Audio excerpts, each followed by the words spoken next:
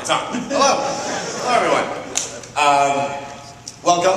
This is, it's kind of a tradition for all PAXs, both East and West, and maybe one day North, if they decide to do it. Woo! I'm Adam Sessler, host of XPlayEnergy, G4DV.com, all that stuff. This is Hal Halpin, president of the ECA. So let's just start it off as we do traditionally. What is the ECA and why should they get engaged? Yeah.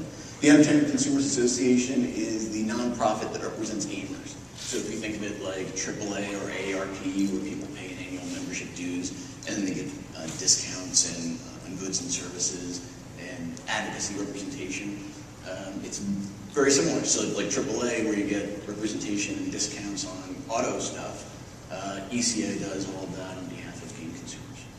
And obviously this advocacy on the part of gamers is probably more important in the next year than it has been in years past, because there is a case going up in front of the Supreme Court dealing with a law in California from Leland Yee, who just won't stop, that really could cause problems in terms of the sales of M-rated games and violent games to minors.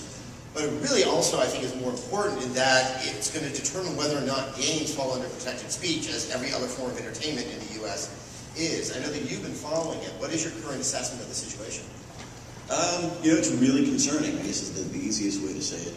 We, as in all the gaming community, consumers, the industry, collectively should be really worried. The number of cases that the U.S. Supreme Court hears to begin with, just the fact that they're hearing it, is 99% of them are rejected. Yeah. And so how we made it over that hump and that we're in that 1% that's being heard is nerve-wracking for the industry as well.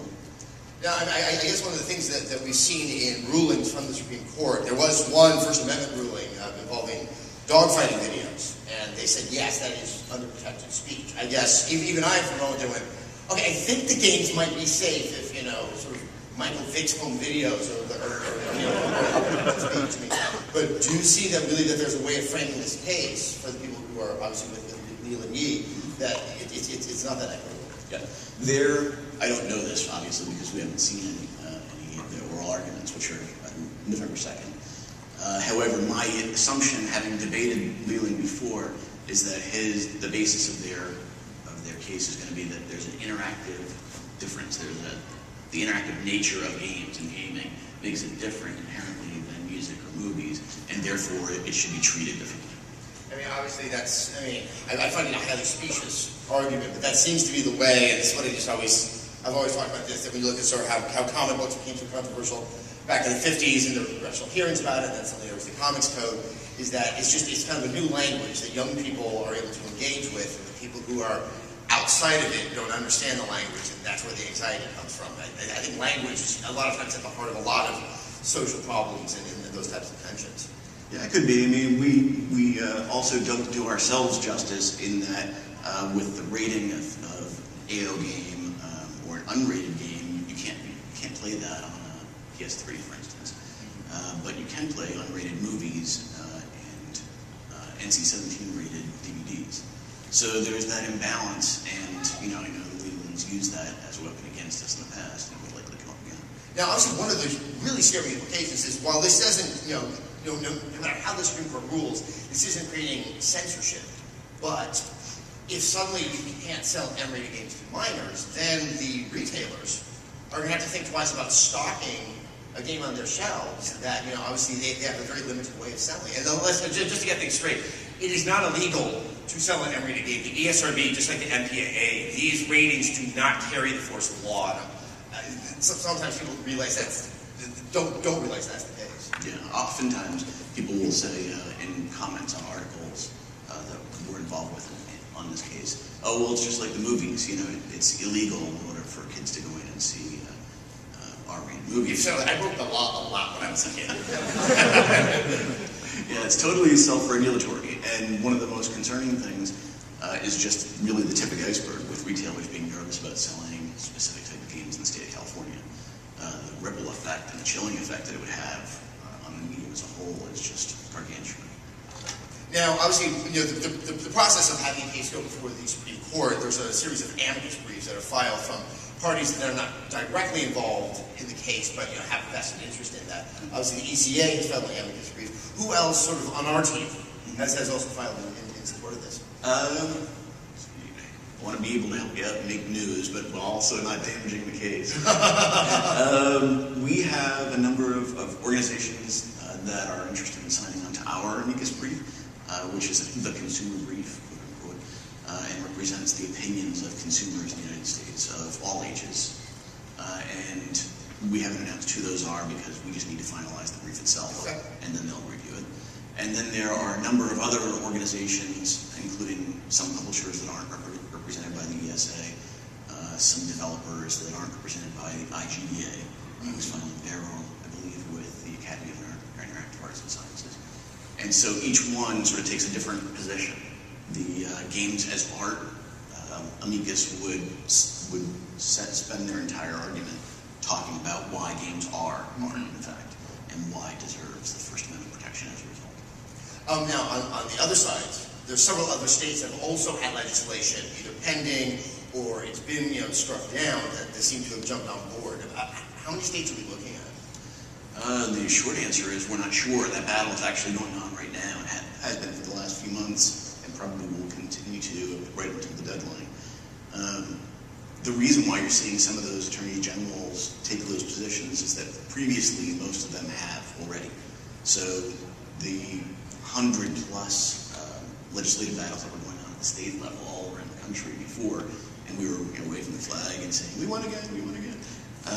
All of that doesn't matter at all if the U.S. Supreme Court decides that games don't deserve First Amendment protection.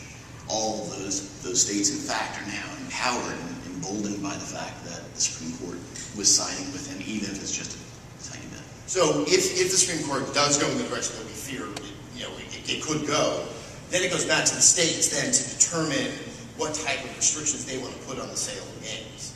Yeah, it doesn't necessarily from a legal perspective go back to them, but it gives them the opportunity to reopen all of those cases or start new pieces of legislation that could have sweeping ramifications themselves. So I guess one thing, we're going to talk about the petition that the ECA has in 1 second, but I think the one takeaway from this is be aware of who your state representative is and your federal representative in the House, and see where they're standing on matters like this. That the Supreme Court, it could kind of just lay this to rest if they realize that the First Amendment does protect video games, but this is something to obviously be cognizant of. Now, of course, the ECA actually has a petition. I'm just going to throw this out there. I've always understood that the judicial branch was kind of insulated from sort of popular thought, but you've done research that actually shows otherwise. Yeah, right before we made the announcement that we were going to be doing the amicus brief and the petition, we approached Jenner & Block, which is the law firm that's representing the EMA, the Entertainment Merchants Association, and the ESA, the publishers. And we asked whether it would be helpful to the case if we filed the amicus brief, which is just a friend of the court document, like we were talking about before, and if, in fact, it would be helpful to attach the petition so consumers of any age could digitally sign on and lend their support and their voice to it. And they came back on both counts and said, absolutely, this could be nothing but helpful. Please. They were more excited when we found out that the law firm that was lending their services to us for the case, Hughes Hubbard, was one of the top leading law firms in the country. And then Brooklyn Law School. So all these kids are in school getting their law degree. This is the paramount for them. And so when we started researching it further, what we found is that very rarely do consumer organizations get involved in U.S. Supreme Court cases. Usually you see it from AAA or the NRA or organizations that are really well funded because it's a very expensive process normally. And then what we found is even more rarely than that are petitions submitted. And primarily because the assumption was from most of the brightest minds in the legal community that they have no effect. And so why bother spending the time and the money? But upon further examination, what we found is that they can have really great effect or bad. So if the petition doesn't have a significant number of signatories and it comes in as not representative of the community, what it could do is call into question the case that the publishers and retailers are saying, which is that our research, the publishers and retailers, says that the average age is 35 and it's predominantly male and it's this affluent and these people are this passionate, and if a petition that represents the will of 50 million people were to come back as something less than successful, it would call all of that into question because all of that research is provided by the industry. Now, I guess the one thing that still gets me about this case, and I guess it makes it sometimes perplexing why it's actually had to go all the way to the Supreme Court, is the ESRB is a private body that is funded by publishers to rate the games. It's not a government agency. So how on earth, and is there any precedent of an organization like that suddenly being conferred almost like legal authority, legal powers? I mean, they may not be the enforcers, but they still have this function. I mean, it kind of throws federal government structure into like piddly land, right? Yeah, no. That's a legal phrase. There's no precedent for it. In fact, it's viewed as illegal. And the best examples are probably the MPAA, which is the trade association that represents all the studios, the movie studios. And so they, just like the publishers, do it on a voluntary basis. Now, I guess one of the things that I'm holding out a little bit of hope on is that I do know that a lot of Supreme Court rulings, the justices obviously are involved with the case, but they also have these clerks that help them and do research. These clerks tend to be right out of college. They tend to be of a game-playing age. So I mean, even with Scalia, who I just don't see ever sitting down even play Plants vs. Zombies, he may have someone who's working with him who's very, very familiar. I mean, has that crossed your mind as kind of like something that's good? It's one of the major reasons for doing the petition, because the likelihood of the Supreme Court justices focusing in such... It's because I said Scalia. on such a huge case and looking at the petition is pretty low. But the likelihood that the clerks will look at it and it'll convey sentiment to them, and then they would inform the justices is really high, at least in my opinion, for the reasons you pointed out. All right, well, good.